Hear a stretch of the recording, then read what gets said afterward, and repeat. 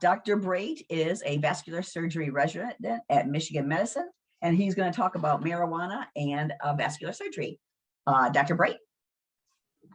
Thank you. Can everybody hear me? I can hear you. I think my video is, I'm unable to start my video, so maybe you could release that. That way I can show my face. Okay, we'll work on that. Okay. Well, while that's getting worked on, for those of you I have not met, my name's Drew Braet. I'm one of the integrated vascular surgery residents. Oh, thank you. It's working now. At University of Michigan, and I was asked to talk about cannabis use in vascular surgery patients. Dr. Hankey and I recently did a study on this, so I'll kind of recap some of what we did, and then happy to take questions after. Okay, perfect. So as many of us may know, cannabis is one of the most commonly used substances in the United States. 43% of patients in a recent study reported having used it once, and then 35% reported having used cannabis more than once. Recreational cannabis was legalized in Michigan in 2018, and licensed sales began about 3 years ago in 2019. Here's just a graphical representation. Michigan's not actually included in this, but after marijuana was legalized in the states below here, you can see that use has increased. So use is increasing nationally, and certainly, although I don't have data to prove this, is likely increasing in Michigan. So the proposed effects of cannabis, I will admit a lot of these mechanistic studies are very limited, and the fact that most of them are from the 70s and even into the 60s, when marijuana was easier to study mechanistically. But proposed effects, at least in literature, are cardiac arrhythmias, potentially vasospasm. It might increase myocardial demand, cognitively, poor concentration, decreased goal-related behavior. In the hematologic space, marijuana has been suggested to potentially affect platelet dysfunction, platelet activation, and even some of the endothelial cells. And then it also has been suggested to modulate the immune system. So these things together, at least in the literature, cannabis might play a role in heart attacks, might play a role in strokes, might play a role in blood clotting, and might play a role in bleeding.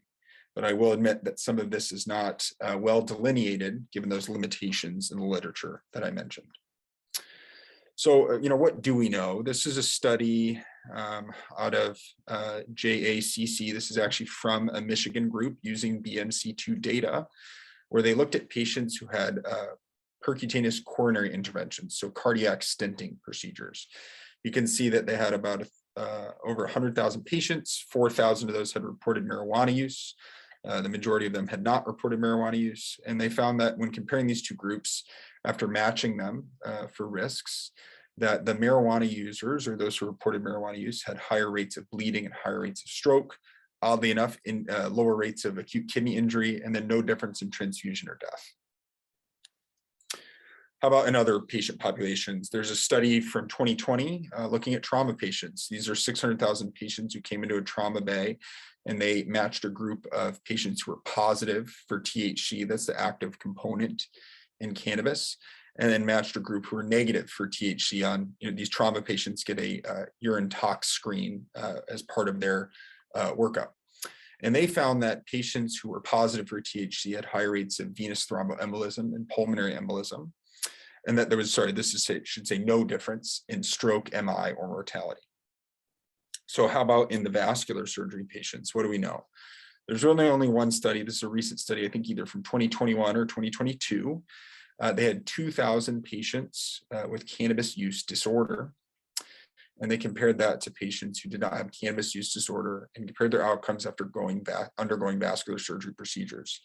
The patients with cannabis use disorder had higher incidence of myocardial infarction and stroke. And I will say, not to take away from these authors, but a potential limitation of this study is, there we go, is that cannabis use disorder, sorry, my computer is glitching now, so I apologize. Let me go back.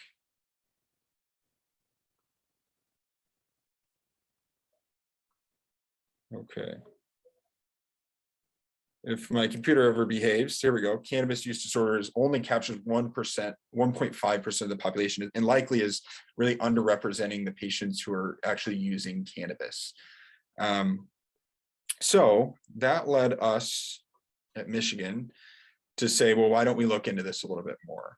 So given that these vascular surgery patients, as we all know, and the previous speakers discussed, it's a significant patient comorbidity. It's a population that is frail and has a lot of comorbidities.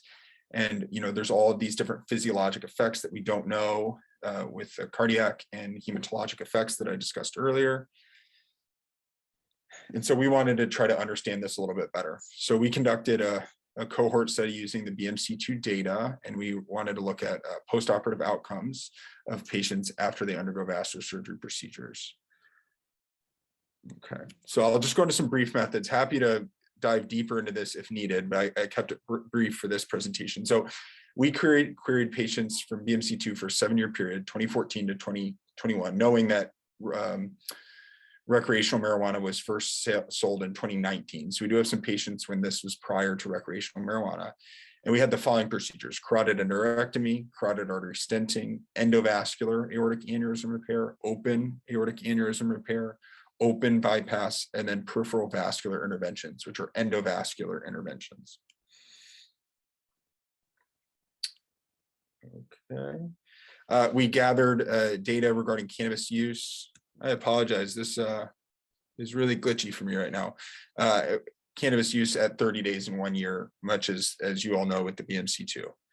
So what did we find? We had 82,000 patients total. Most patients were male, most patients are white. That's not a surprise for the Michigan patient population. Average age was 70. That's pretty on par with vascular surgery patients. And here's the different surgeries they had. 20% had carotid endarterectomy, 6% with carotid artery stenting, 9% EVAR, 40% peripheral vascular interventions. You can read those. And 4.9%, let me go back, reported cannabis use in the past month prior to surgery. Importantly, 34% of these were current tobacco users, and then 48% were former users. The remainder were non-tobacco users. So when we looked at their postoperative outcomes, this is a multivariable logistic regression, so controlling for tobacco use and everything else. We saw a few different things. Patients who had preoperative marijuana use were more likely to be discharged with an opioid medication, were more likely to have an amputation, or sorry, had higher odds of having a amputation at 30 days. Decreased odds of having a reverse vein bypass, that's RVB, patent at 30 days. Higher odds of taking opioids at 30 days. Higher risk of amputation at 1 year. And then again, decreased vein bypass patency at 1 year. I will say it's important to say that in our analysis, did include every procedure that I listed above. So obviously a patient who had a carotid artery stent, that the reverse vein bypass patency doesn't apply for those patients.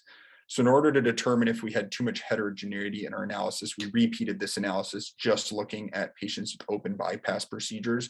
I don't have this data here, but we saw very similar, we saw the same findings with very similar odds ratios. So conclusions that are approximately 5% of these patients are using marijuana within 30 days of vascular surgery. Preoperative marijuana use was associated with increased opioid use, decreased bypass graft patency, increased amputation, and then there was a trend for increased readmission in the univariate analysis, which was not significant in the multivariate analysis. And then importantly, contrary to actually our original hypothesis, marijuana was not associated with stroke or MI. Obviously, as you all probably know, we don't capture VTE, which was a limitation. So, we're concluding that patients who undergo vascular surgery should probably be counseled regarding there are some potential effects of marijuana use, especially in our study supporting those in 30 days. So future directions, I think it's important to really point out that association is obviously not causation. We are really limited and need a lot of research to really assess the true effects. It's possible that this could completely be a marker of socioeconomic status, decreased insurance, decreased follow-up, or it could potentially be an actual physiologic effect, but we don't have the data to suggest that yet.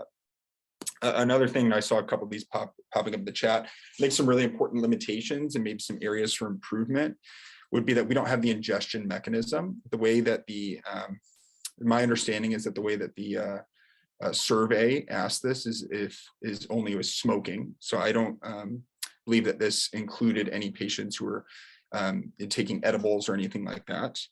We also don't have any dose use or frequency of use. So if this is truly a physiologic effect of marijuana and THC, then I would expect or anticipate that those who use marijuana more frequency or at higher doses would have more significant outcomes such as these, as opposed to those who don't use it at higher doses or at lower frequency.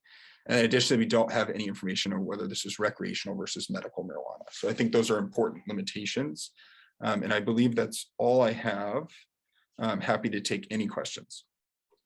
Thank you, Dr. Braet. I do have a question. So you said that you were talking about does the literature show that either the contents of the cannabis or the quality, if you will, of the cannabis that was studied recently, like in 2020, 20 or 2021, different than the cannabis that was studied in the 60s and 70s? You know, I'm not aware of any study to suggest that. I think the more recent studies are really limited in the fact that it's all retrospective chart review, mainly based on either diagnosis or that one study that had urine tox screens. Obviously, the urine tox screen is not going to tell us about the quality of cannabis, the dose of the cannabis, the ingestion mechanism of the cannabis, or when they had it.